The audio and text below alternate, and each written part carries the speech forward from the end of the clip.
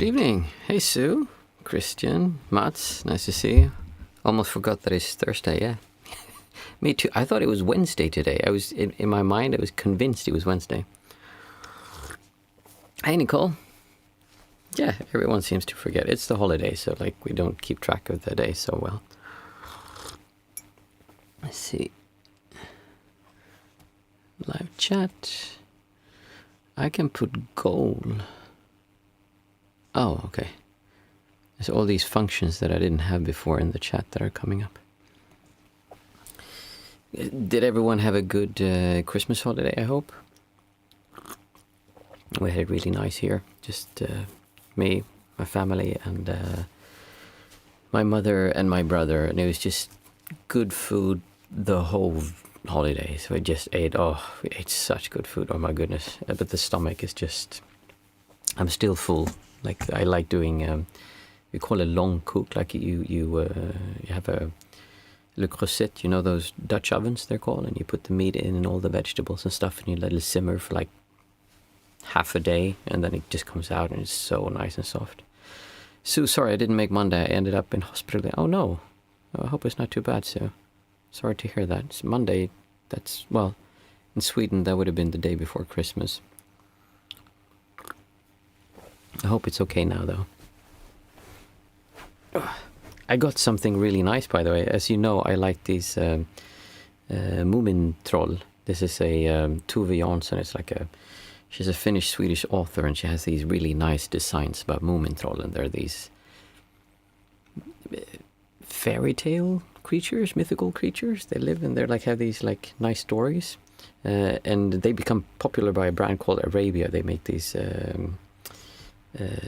teacups. So I always ask, I say, if someone doesn't know what to buy me for my birthday present or Christmas, just buy me one of these. So I get these sometimes. But this year, I got for my fiance this one. And I think it's so beautiful. It's just gorgeous. Isn't that nice? I just love making tea in it. It's just really, really beautiful, the design on it. It has a little moomin sleeping here on top. They just feel nice. I just like sitting and drinking tea from them. So I'm very happy. It was normally, you know, when you're big, you don't really get presents you like that. But this was something that really, made me smile. See, Sue was saying the medication they gave me last week make me poorly dough. I'm doing fine now, thanks. Oh, good. I'm happy to hear that. Yeah, they're really beautiful. They have so many designs. I was actually looking at kitchen utensils today, and they had one like this, but with the same designers, and they have like hundreds of designs on these, like loads of them. And some they only have for jubileum, like special commemorative issues, kind of, and they can be worth quite a lot of money. But most of them you can just buy. I mean, for me, it doesn't really matter if they're valuable or not. It's just, I really like them, and they're very comfortable to drink from. It's nice to have. I prefer having a few nice things than many not so nice things. It's like you don't need it like 20 teacups. You just need a few that you actually use and that you like. What were the teacups cans called again? They're called, the brand is Arabia. Yeah, Arabia is the brand, and I'm not sure. They probably have a name for the whole series, but they're called Moomintrollen. The Moomin. Yeah, I just searched for Moomin, and they have like cartoons, and they're really sweet, and they speak Swedish, but with a Finnish accent. So just as an example, if I would talk Swedish, it would be idag så ute vi går och vi går en liten promenad och bara tittar vad som händer när vi vandrar runt omkring i skogen. I was Swedish, but when you talk with a Finnish accent, it's like idag så var vi ute och gick en liten promenad med Moomintrollen, och då såg vi ute i skogen att de vandrade omkring de små krypen. De var så söta när de gick där. She just has this like absolutely adorable accent, and yeah, the kids love watching it. So it's a nice show. I think they exist in other language. I know someone told me in the chat that they were, I think, Polish, and apparently they're really big in Poland. In Sweden, it's huge, like really big. So I'm sure you can find them other places as well. Nice. I enjoyed. I hope you. I hope you enjoyed your Christmas holidays and that you had time to be aware when everyone's around. It's easy when you have friends and family and you meet everyone, or when lots of stuff is happening, to just kind of lose your awareness and just get drifted off in all the conflict and all the stuff happening and the like tumultuous things. But it's a good time to practice to really be aware, so that you don't drift away too far. Because it is, after all, when things are easy, it's usually easy to practice. But when you really need your practice is when things get difficult. Christian S. I gave away a Moomin hoodie this year. Very comfy. Nice. Now you know them. Christian, were you in... I can't remember. Were you in Sweden, or where were you at? Mats, I only know perkele satana. Perkele is a curse word in Finnish. There's like these things that all Swedish people know. Eisepete. It means do not cover, because it says in all the radiators when I was a kid, it would say eisepete, don't cover. And everyone knows perkele and jumalaut. It's like these curse words. It's like, I don't know why people learn that. It's like when we learn a language, we just learn the bad stuff. How about your practice? Has anyone had any good practice experiencing, or something that came up during the holidays? Because as I said, when we meet a lot of things happening, Buddhist meditation retreats are made to minimize everything around you. They're made, I think I talked about this last time, they're made to make your whole environment as dull as possible and as neutral as possible, so there's as little stimulation as possible to your mind, so that you don't get caught up in it, but instead can just focus on the simple thing, which is your breath, or like what's happening inside of you. And in my opinion, unfortunately, also they have the view that this world is defiled, or it's not pure. It's like we should not be attached to this world. This world is kind of bad, so we should look for something beyond this world, which again, there's nothing wrong with not being attached to it, that I agree with, but it's the idea that there's something wrong and that we shouldn't appreciate this world, because I think that's one of the main things missing in Buddhism. I know my friend who's a Taoist master, he says that Buddhism kind of says that the world is terrible. I can't remember, he said something really cool, like Buddhism says that the world is terrible, and then like it becomes great when you get enlightened. But Taoism basically says the world is wonderful, and then you get enlightened, because they have a more positive view on the world around you. And I think that's one of the things that we miss, because our meditation centers are made to just minimize any kind of input you have, and just like everything is bad. Like attraction doesn't exist. There's no such thing as a beautiful woman. It's just hair. And if you would take off the scalp, there would be bones and flesh and like blood and like guts and everything. So there's nothing attractive about that. And they kind of try to convince themselves that I get the point. They want to have no distortion towards it, but then they get the distortion towards the other way, where they believe there's something bad with it, which there's not. So, let's just see. Christian, he's from Skåne. I thought so. I remember that. Nicole, I thought about what you said, to remember when you're happy. To remember when you're happy. Happy holidays, everyone. Hi, JVB. Happy holidays. Which one do you mean, Nicole? I thought about what you mean, to remember when you are happy. To remember to try to lean towards happiness, or there's another technique where you remember if you're feeling, let's say you're just feeling neutral, or maybe even feeling bad, you're feeling a sense of distortion, you feel uncomfortable, then what you can do, one technique is that you look inside, you feel, okay, I feel bad, and you go around with this like twang, or feeling of uncomfortableness, and you ask yourself, when did this start? If you look back in time, you'll find that very likely something happened. Oh, I had a conversation with that person and they said something I don't like, or I saw the newspapers and I read about this, or I was outside and I saw a goldfish in a newspaper advertisement next to a half-naked woman. And now I feel angry. Like there's something that makes you distort, like that happened in the past. Usually something that happened quite recently. And if you look back at that and you go back in time and you say, oh yeah, that's why I'm now feeling this tension. And you look at that and you say, well, that's a kind of a dumb thing to do. That's a silly thing to do. Why would you ruin now because of something you saw before that doesn't affect you now more than you let it affect you? And so then you ask yourself, like, can I just let go of this? Why would I go around hurting myself like this? So that's one way of letting go of the distortion. It could also be that you remember when you're happy and you try to lean into that feeling of just non-centricness when you just feel good. That's another practice. I'm not sure which one you meant.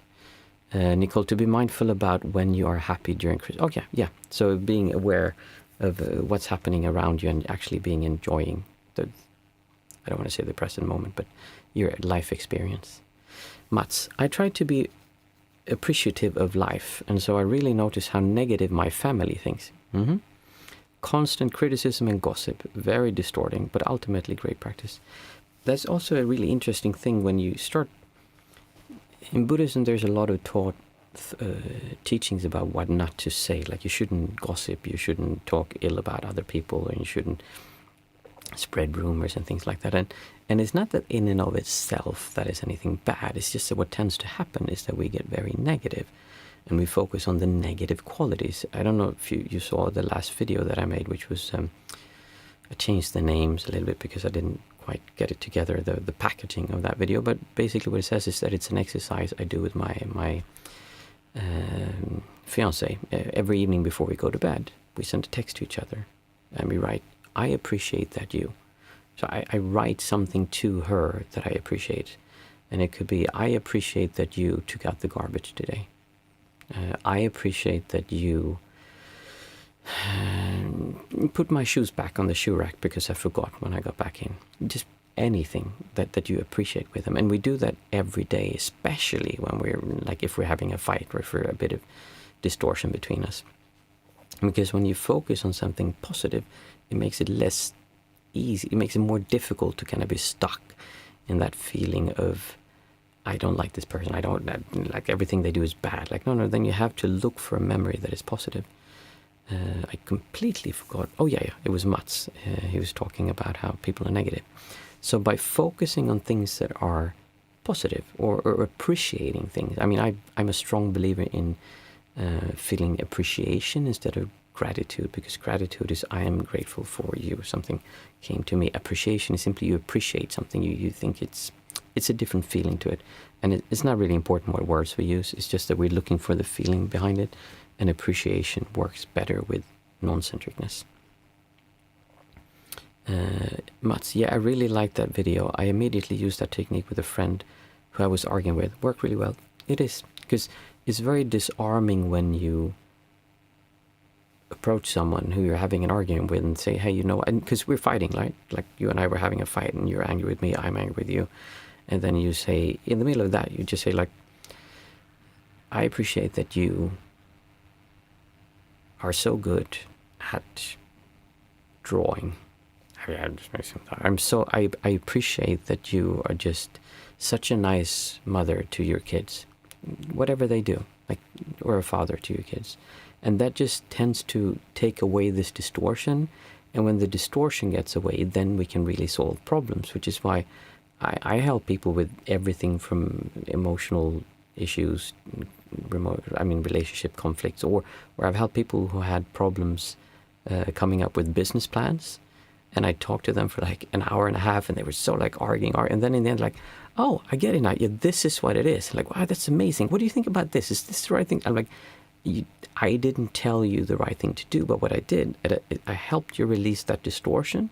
And once you release that distortion, then you knew the answer. So it's the same when you have a friend. If you're having an argument, it's the distortion that's in the way. That's the feeling that creates distance. That's the thing that makes you not be able to see them for who they truly are. Because now you see this pressure towards them. You're not actually experiencing them. You're experiencing a pressure or a wave towards something that happened in the past or something they said they're not going to do in the future. There's some kind of pressure wave instead of just being here and actually seeing them and like understanding they're a good person. You like them. It's just that something happened you disagree with. And now you can't get beyond that because you're so stuck in this distortion. But by focusing on something that you appreciate, that distortion kind of goes away. Which is why I also really enjoy Ho'oponopono, which is I'm sorry, please forgive me, thank you, I love you. If you say those 3-4 things towards something or someone you don't like, then that breaks down the distortion towards them. Let's see, JVB. What about being surrounded by idiots? By people who are habitually negative, even during happy moments like holiday season. Yeah, I mean, I know what that's like. My father was a really nice man, a really kind man, but he was also an angry man at times. He really liked getting worked up about injustice, what he conceived to be injustice, or things that were idiotic. It could be random things, and he could get so angry. And yeah, that's just who he was. So I mean, it's you can't really change them. It's not our job to change their way of thinking. You simply try to steer the conversation. What I tend to do is I just completely shift the conversation. If it goes into something that I feel, okay, now we're just nagging, complaining, then I just talk about something else. Oh, I understand, that sucks. But have you thought about that new thing that happened in town where they put up that new statue? That's an incredible thing. What do you think about that? Just completely ignore what they're talking about and start something new, and people tend to follow along. Appreciation equals in the present, gratitude in the past, maybe. Yeah, something like that. Okay, time's flying. I'm a little bit tired today as well, so we're not going to make it too late, but I keep on babbling on, so it takes longer than it has to.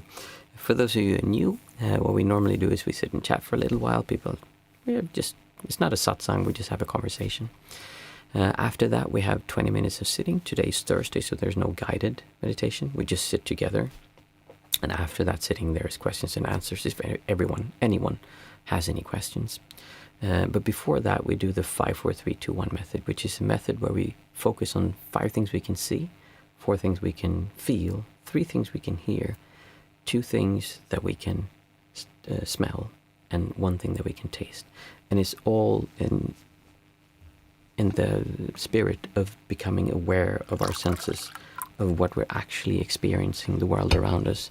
Not, again, it would be with your friend who you're having an argument with. We're trying to see them as them, not this feeling that we have towards them, but actually just them. And it could be when you let go of the distortion, they realize, hey, wait a minute, they're actually a really shitty person. They keep treating me in a way that's not nice. I've just been hanging out with them because we've been friends for so long, but I don't know why. Or it could be that someone you're not hanging out with so much, you're just oh, you know what, they're really nice. I really genuinely appreciate them as a person. Then you start hanging out more with them. So it's really liberation in its truest form when you start seeing things as they are, not just because of habit and conditioning from the past or from society or from family or friends, or really what you want to do. And it could be that your family and your closest friends might not be the kind of people that you want to hang around, because and we say oh, that's terrible, you should. Yeah, but what about if we turn it and say your family is criminals and they just plan making crimes and they're violent, and all of your friends are like that as well, and you want to do something different, then everyone would say well, yeah, of course, then you shouldn't spend time with your family. You should it's just a matter of where does that limit go for you. What if they're making you feel bad, then do you have to spend time with your family, or could you spend less time with your family? And then there's also there's the gratitude. They brought you up, very likely if it's your mother or father, then there's a sense of responsibility, but you shouldn't ruin your life because they're so negative, if that's what's going on. So we'll do it.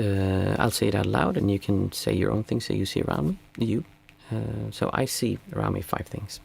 I see a Moomin cup, and when we try to not see so much it's a cup. We try to see colors. We try to see shapes, textures. This is glossy. I can see that this has no texture to it, or very flat texture to it.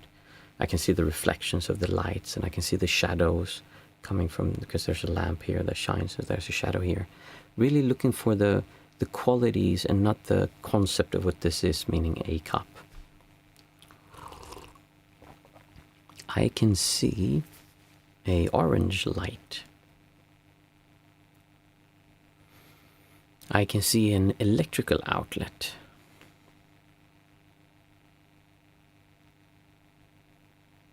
I can see an image of myself.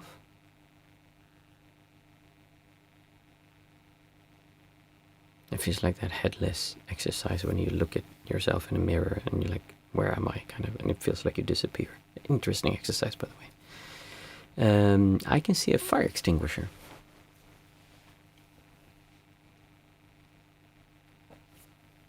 Five things that I can see. I would take 4 things that I can feel. I can feel my tongue inside my mouth.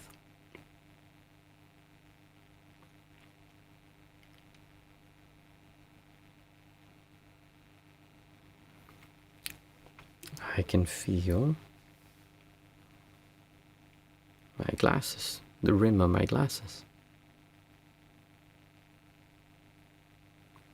Same thing here, we try to feel like, oh, not that this is my glasses, that's not the important point. The important point is, what does that feel like? It's kind of glossy, it's slippery, there's some kind of dent here that goes in. Screw, and like really be curious about your environment. Be curious about your experience of reality, not from the perspective, because we're so used to thinking, okay, I'm curious about my glasses and I'm curious about them being mine.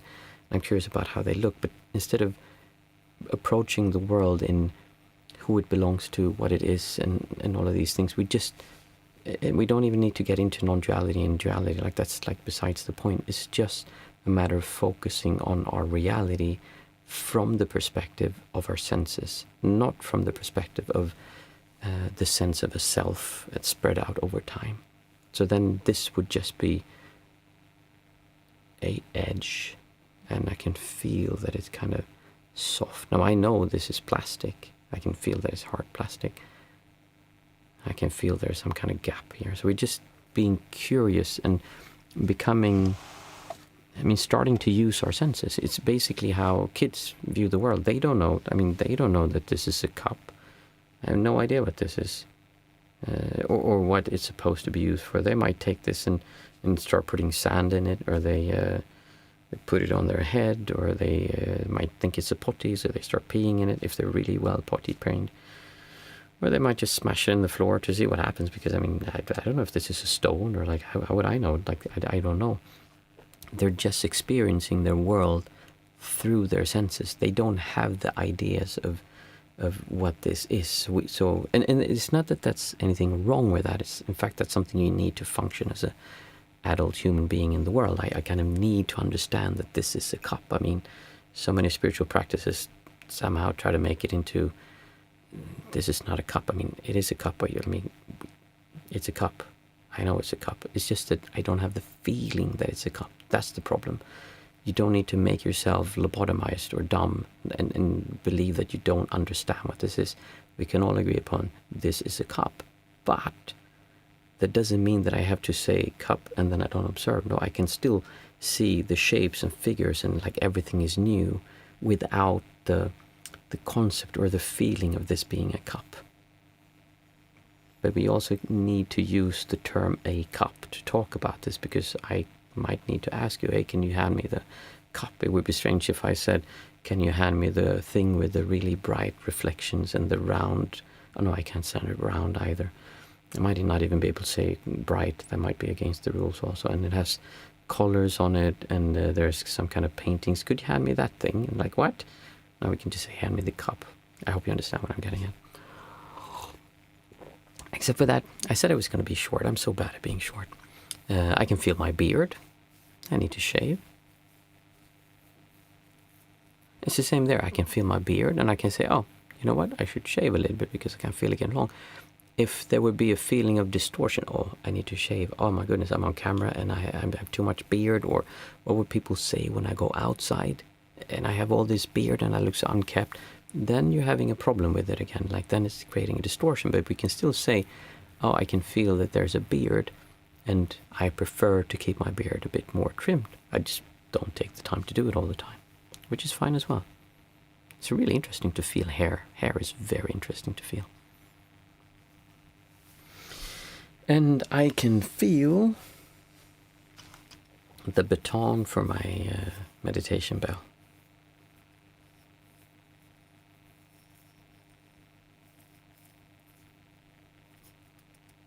hope it makes sense, by the way, what I said about viewing things differently.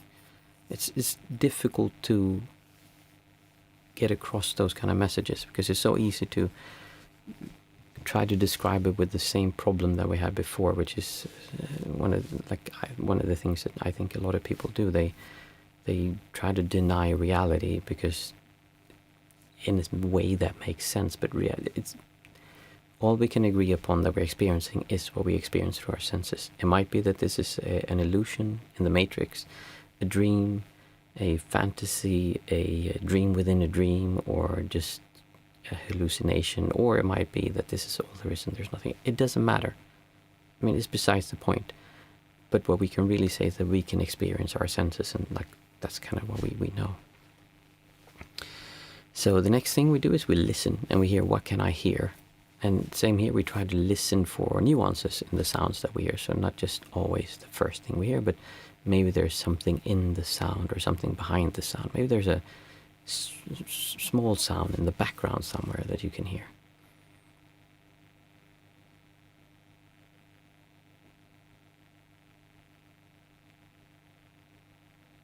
I can hear a compressor in the background.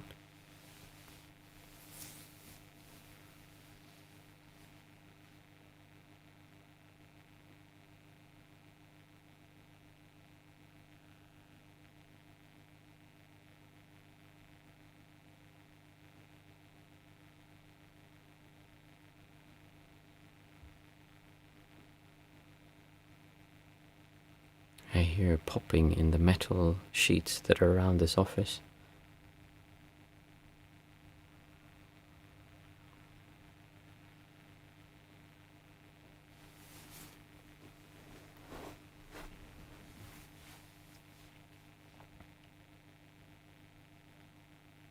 And I hear a fan.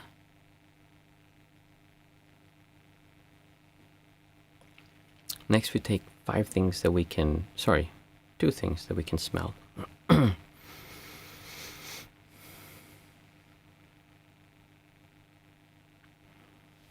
smell a citrusy fruit, citrusy flavor, scent.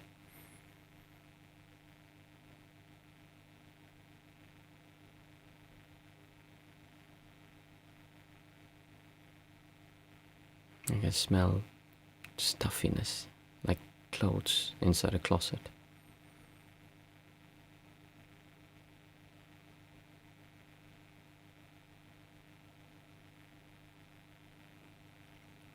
Same here. So when I said clothes inside a closet, I noticed I made the facial expression clothes inside a closet. Like that's the kind of scent that you would have aversion towards, some kind of distortion. And it's not that you can't do those things, it's just to become aware that you're doing them. You might still be doing I mean, I quite often do facial expressions, but there's very little behind them when I do like that. But they're still there because they're so ingrained in how we're taught to communicate with the world. In fact, that when people don't do those facial expressions, it's usually signs that something's wrong. So it's not that you need to stop making them, but we're basically looking at how we're reacting to the world around you, and there's no reason that you need to go against the smell of clothes that have been in a closet, even if you don't like that smell. Lastly, we have one thing that we can smell. Taste.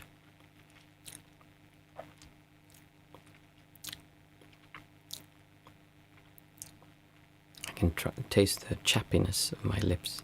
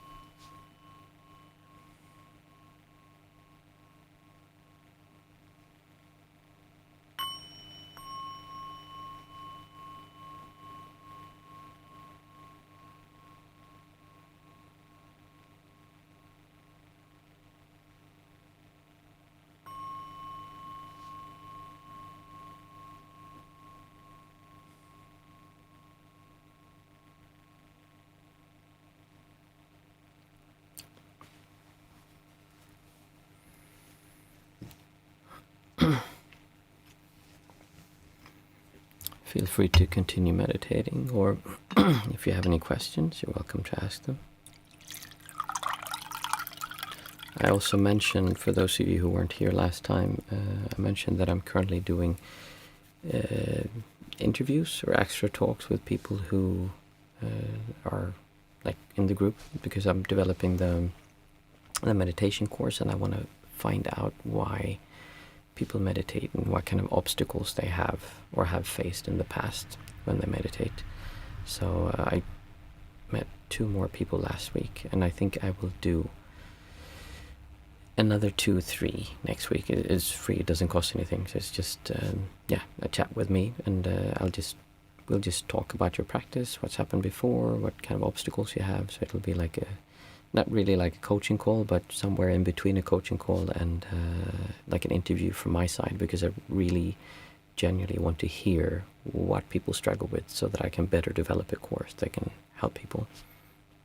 And they've taken anywhere from bit over an hour to 3 hours was the longest one, where we were talking. Just like, it's really interesting to hear people's stories. So if you are interested in having a talk like that, it's for free, then send me an email. You can see on my About page here on YouTube. It should be Martin K. Peterson Coaching at gmail.com, I think. But you can see it under my About here on YouTube.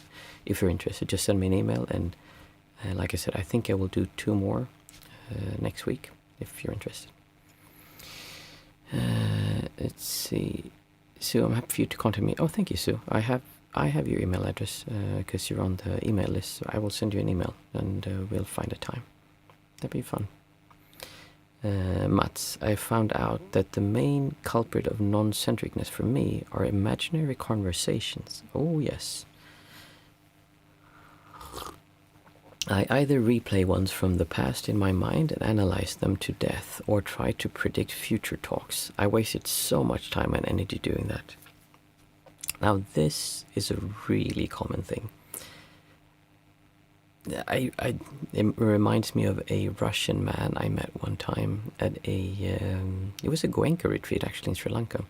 And I talked to him before. He came up and talked to me, and I spoke to him after. And after, it was like, oh, this is so amazing. I've had the best 10 days of my entire life. And Vipassana is basically you just focus on your sensations inside. You kind of ignore the thoughts. They don't pay much attention to the thoughts, at least in that technique. And he said, I had the best 10 days in my entire life. I figured everything out, and he had made plans and lists of what to do and how to solve his problems. I'm kind of like, you completely missed the point.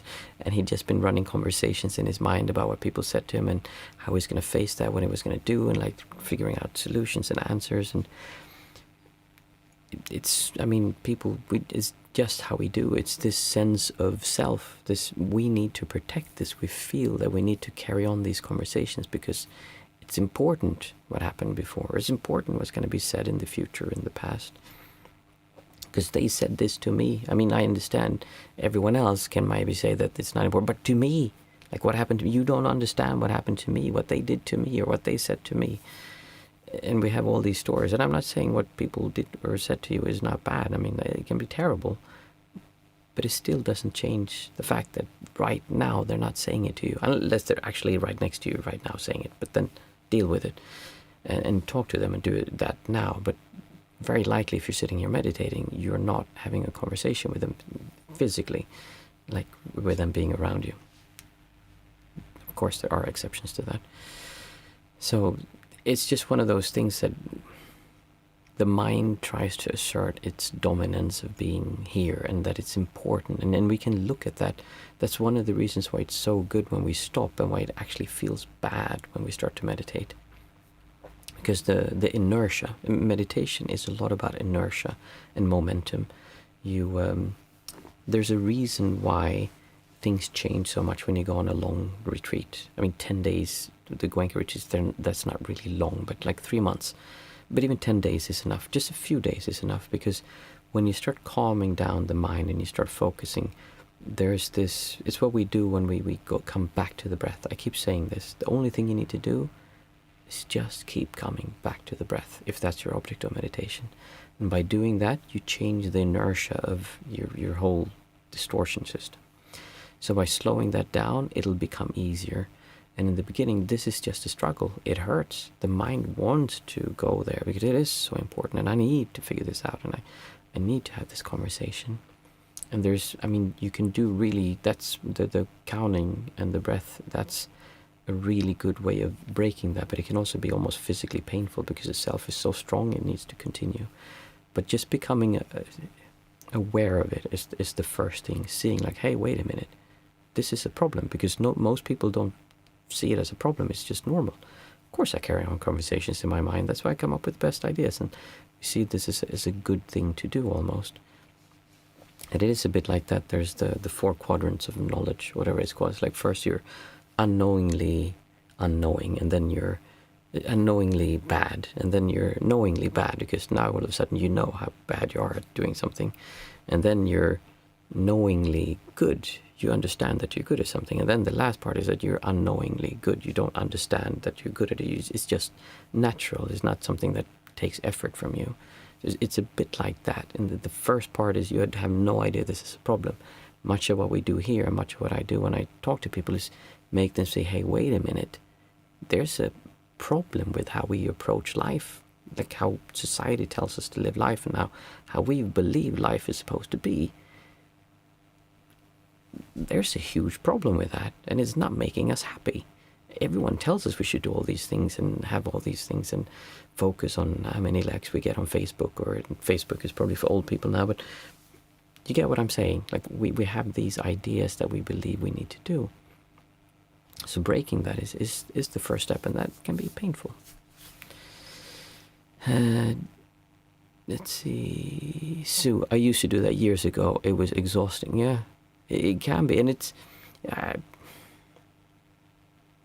I don't think I have it that much now. It comes up every now and then, but it really, in the beginning, oh my God, I was terrible. And I wouldn't just have conversations. I would play out scenarios of things that would happen, fantasies or ideas or things I would do or places I would go and visit. And I would just kind of like randomly take myself away from experiencing my reality to living in my mind of a fantasy kind of. JVB, in your opinion, what was Jesus' most admirable trait in teaching? Very curious. I don't really have an opinion about that. I did actually play Jesus in Jesus Christ Superstar when I was younger, in the musical. So I did read the Bible when I did that role. I'm simply not knowledgeable enough about his teaching that I could say that with any kind of like overview of all of his teachings, because I simply don't know enough. He seems like a pretty nice guy. I mean, I find it strange that people kill other people in his name. Doesn't seem like what he would have said, but he seemed like he did good. Mats, what made those conversations stop for you? So, any tips? Mindful Mama, I experienced the same, Mats, and all the distortions I get from all those imaginary conversations. Yeah, because there's another saying, if a coward dies 1,000 deaths, but a brave man dies only once, meaning that for the person who actually just does it, then like, okay, they just die once, but the person who's a coward, they don't actually do and face the things in reality. They just keep playing it out in their mind instead of just going and doing it and just having the conversations, the difficult conversations. I'm not calling people cowards because they don't do that, because that's something that's difficult to do, of course, but there's a good point behind it. Mindful Mama, now I just stop every time I become aware of it. Yeah, and that's the natural progression. First you have no idea this is a problem, then you say, oh crap, this hurts.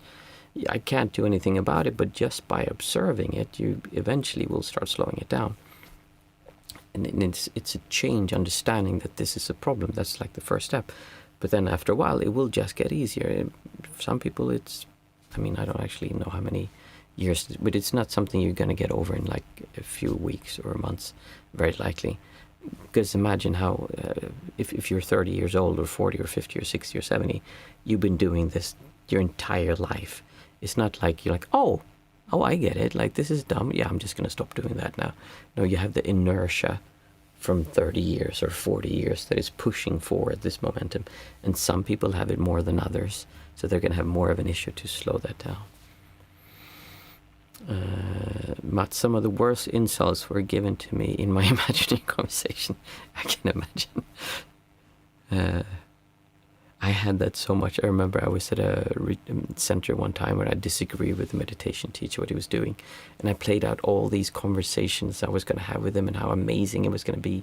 They were going to come villagers, and it would be like I was going to move there and stay there a bit longer, and like it would be my second home away from home kind of. And I had all these ideas. I never talked to him about it or like did anything about it. But in my mind, these conversations were going. When I sit down to meditate, Mats is saying, when I haven't for a while, it feels like my mind is running into a wall over and over again. Almost painful, but it gets better with time at least. Yeah, that's just the way it is. Stephen, hi Stephen, nice to see you. Yeah, you missed the meditation, sorry to hear that. Sue, I realized that it was wearing me down so much it made me ill. Therapy was the answer for me, but that was nearly 20 years ago. Therapy is not for everyone though. Yeah, that's absolutely a way of dealing with it. Unfortunately, in the spiritual scene, therapy has such a bad reputation, and a lot of it has to do with just bad chemistry between you and the therapist, and also that there's just a lot of crappy therapists out there who just don't work for you in the way, but they might be perfect for someone else.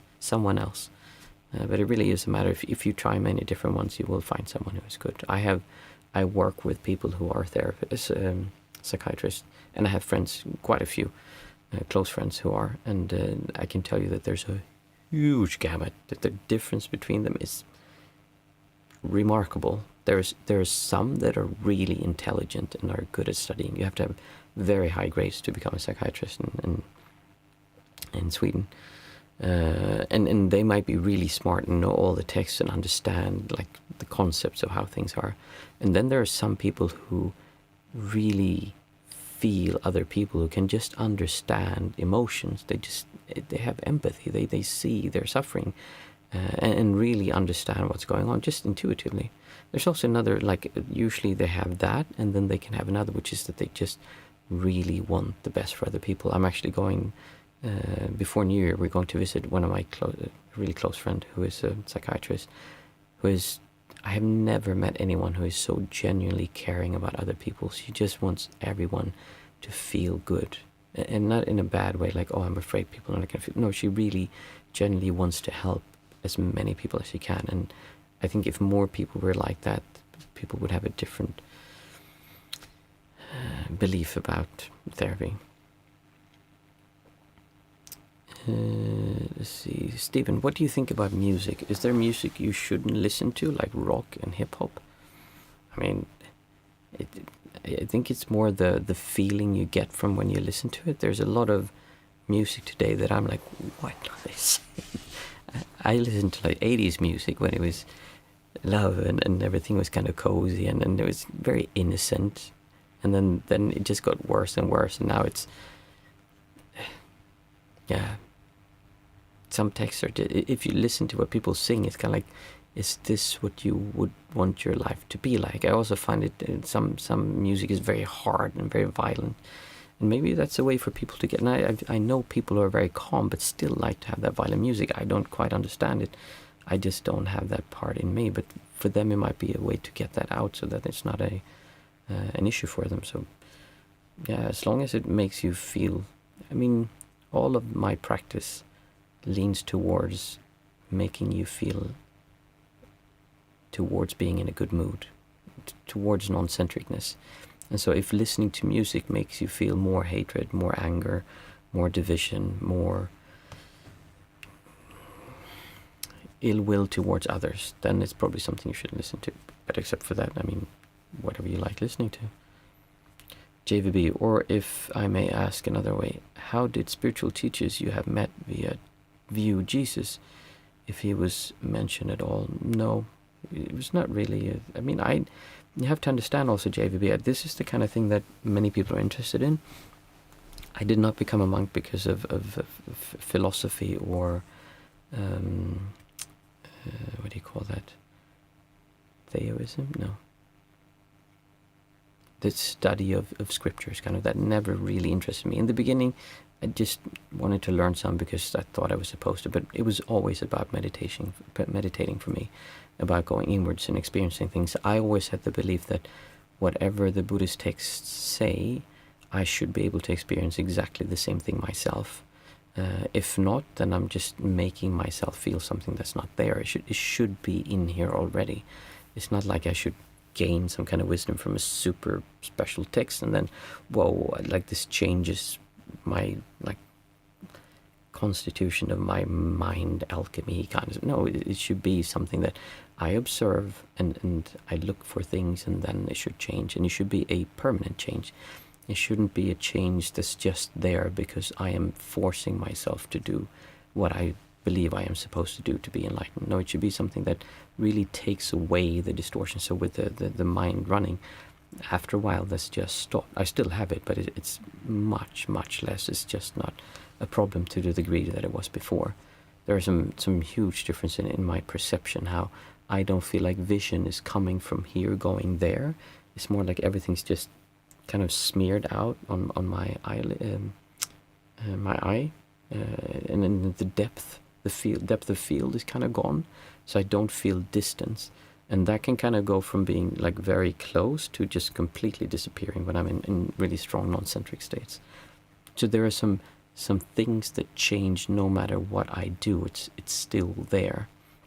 And when we're talking about teaching from teachers, I just never found much of it all that useful for me. For some people, they like hearing it and listening to it and calming themselves down, and I think they can be really useful for a lot of people. But for me, it was never my thing. I loved listening to Dhamma talks or satsangs, just listening and hearing it, but I wouldn't sit and listen to it and try to take notes. I mean, figure out what they were saying. Like, no, I just listen, like, oh, this, I agree with what they say. This sounds beautiful. I like that. And then that was it. And I never really, so my practice is not one of understanding things intellectually. Whatever I say to you, it's not because I learned that somehow by reading a book. It's just me talking from my life experience and trying to break it down and explain how I experience the world, which causes problems sometimes because I might be in a different mood now than next time, and so my explanation might not be exactly the same, but it will always have, if you listen to me as I know you've done for a while, you'll see similarities of how I explain things, and it would always be the same. So I was lucky to find the therapist I had. I went through a lot of bad ones first, though. Mats, violent music satiates my inner warrior in a way. It makes me feel more alive and present. Shock to the system in a way. Interesting. Yeah, same. I was just going to say it's getting late and I'm getting tired. Thank you everyone for tonight. Beautiful evening as always. And as I said, Sue, I will send you an email. If anyone else is interested, like I said, I will probably have one, maybe two more, except for Sue, next week that I'll talk to if you're interested in having a conversation for my course. So have a great weekend, and I'll see everyone back on Monday.